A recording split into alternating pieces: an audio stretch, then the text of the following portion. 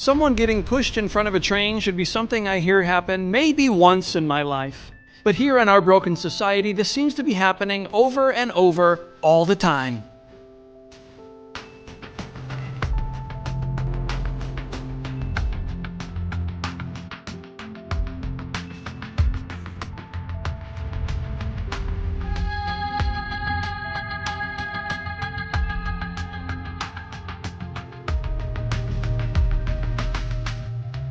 This guy can thank God that he's got an incredible sense of balance. It was a close call for a light rail passenger on March 19th after a man suddenly came up behind him and tried to push him onto the tracks right in front of a train.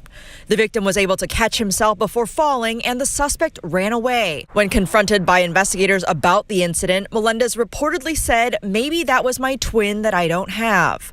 Court records show Melendez was previously charged with assault for stabbing his sister in the stomach in 2019 and also had been arrested for randomly punching a woman at church in 2018.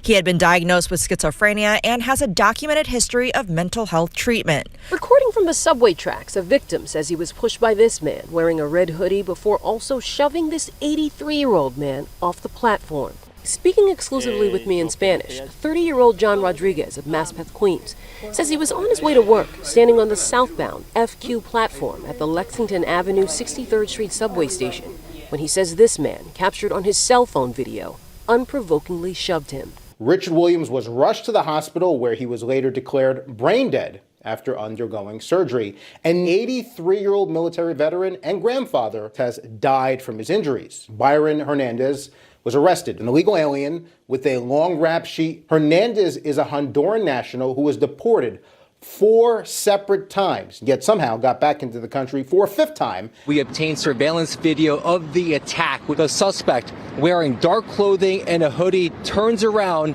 and shoves the man off the platform as the train was pulling in. The victim, who was looking down on his phone, was completely blindsided. This appears to be random and unprovoked. Hawkins handcuffed and being escorted by NYPD. On his way home from the casino on New Year's morning, Julio Figueroa was lucky to still be alive after being shoved into a moving 4 train at the Yankee Stadium stop. Police say 29-year-old Anton Aleshin pushed him into the train, causing the victim to bounce back onto the subway platform. Witnesses called for police, who arrived in seconds to arrest Aleshin on the scene. In court, prosecutors told the judge he's a Russian national who's in New York working as a doctor. The great-grandfather is in intensive care, in immense pain, but grateful to have survived. Transit police believe the victim is a 61-year-old woman. Police are searching for the man who shoved the woman onto the Green Line train track at North Station. Ortiz Montoya says she has never met the suspect. Aparte de adolorido mi cuerpo. Ortiz Montoya only remembers waking up in the back of an ambulance headed to Mass General. In court today, Nailima Kinsey making her first court appearance. What's disturbing about this incident is not just the act itself, ladies and gentlemen, but the mindset behind it. I mean, the idea that someone could deliberately target another human being, wait for the right moment, and push them towards a deadly situation is beyond reckless, ladies and gentlemen. I think it shows a complete disregard for human life. Yeah, because this wasn't a simple a mistake or a moment of a carelessness necessarily. You know, when someone chooses to put another person's life in danger, especially in a place where one wrong move could have led to tragedy, I think society, ladies and gentlemen, I think it has to treat that seriously. Because one of the biggest problems today is that people sometimes look for explanations while forgetting accountability, ladies and gentlemen.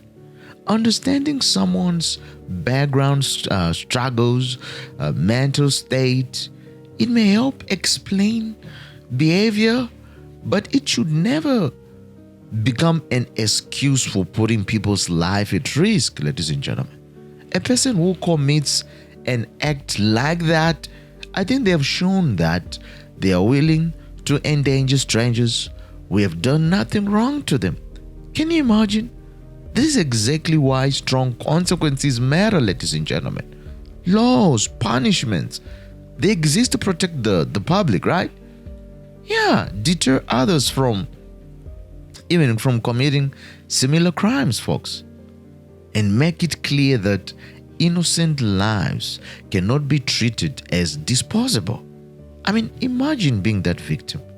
You are simply gonna, you're just going about your day, waiting for your transportation, trusting that you're safe in that place, right? And suddenly someone decides your life doesn't matter.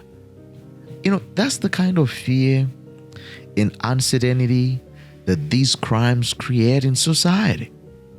Yeah, because folks, a civilized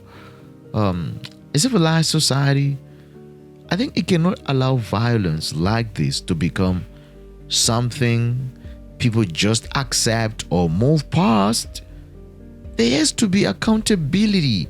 There has to be consequences.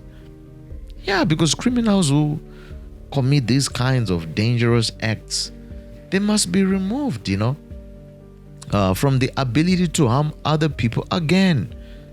Yes, because at the end of the day, ladies and gentlemen, protecting innocent people should always come first. That's common sense, ladies and gentlemen. Folks, if you enjoyed this one, click on the next. You'll definitely enjoy them all.